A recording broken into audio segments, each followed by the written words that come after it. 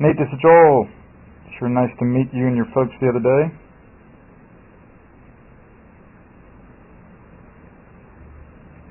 So as I showed you there relative to your swing the other day, there are a lot of good things going on, Nate. By no means quick, believe me. There are a million other things we could have worked on in terms of what's quote-unquote wrong with your swing.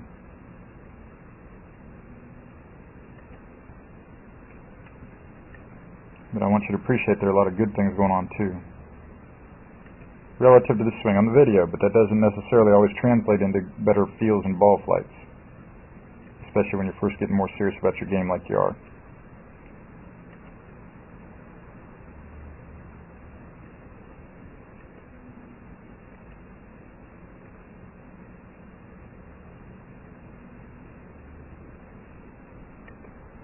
So that looks better there. There's the new blue.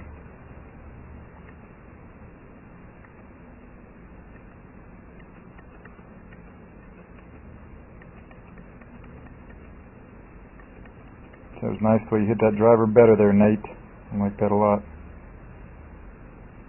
You got used to it, and you're kind of smart to ask that, what you can do to hit that driver better, especially as you start into your high school season here. Keeping that drive in play, it doesn't have to be perfect, but as you saw in these new blue swings here during our lesson, even though they weren't all dead solid perfect right down the middle, the misses were much better, and again, keeping the drive in play, Nate, is what can really create a whole lot of consistency and create a whole lot better scores if you never have those big holes that come from the drives out of play. So the main thing I like right there is that ball is much more forward in your stance on the new blue. And that really straightened things out for you quite a bit. And again, this is what you would see with the tour players when you look at any of them with their driver especially. See, that ball's more off the inside of his left heel instead of, for you, it's kind of almost halfway between your feet. And the ball is off his left shoulder when I drew that red line up toward his left shoulder from the ball, whereas that yellow line for you from the ball is up there onto the left side of your head. And again, this is what you would see with any of the tour players.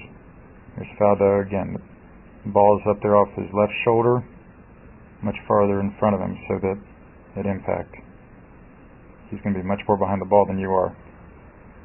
See there, you have about 60 or 70% of your body in front of the ball. He has about 60 or 70% of his body behind the ball relative to where that ball is on the ground.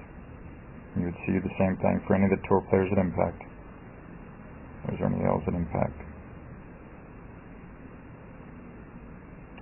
I'll show you one or two more here.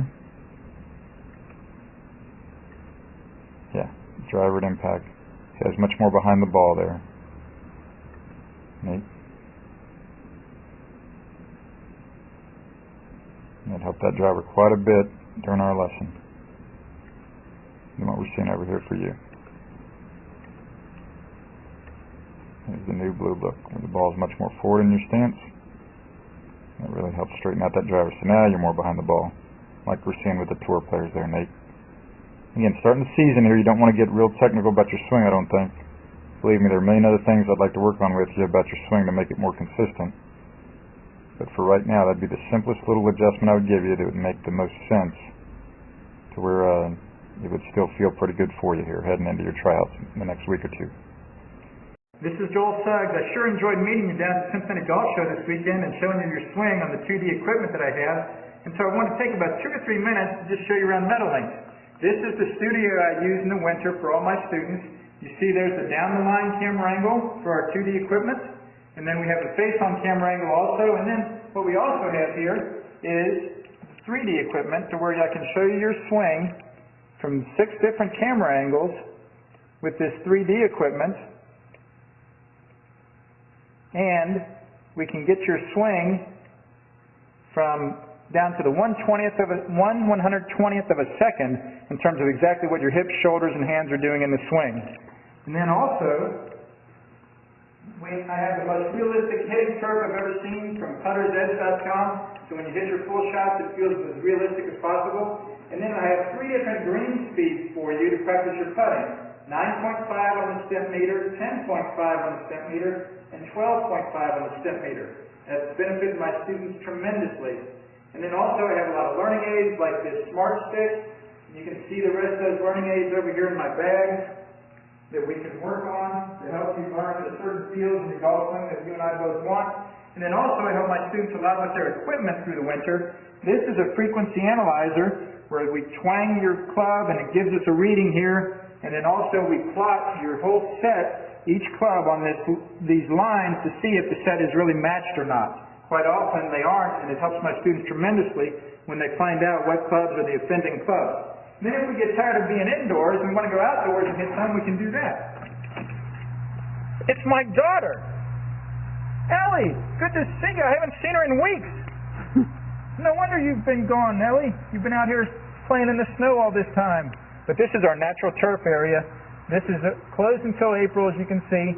But it's a fantastic area where we can step outside and hit some balls and get some real ball flight. Or, if we get pretty satisfied that things are looking better on the video here, we're kind of cooped up inside and want to go outside, we can step on out and hit balls and see real ball flight for about 5 or 10 or 15 minutes, however long you and I can stand the cold, out into the air, and we see them land at these different flags. I have a yardage book for this driving range. It's the first one I've ever seen in my life where we know exactly what it is with the front, back, and middle of each green. And again, the covered area here is heated, so we stay out there for about 5, 10, 15 minutes, like I said. It enables us to see some ball flight, and then we get satisfied that things are looking the way we want, and we can come back inside,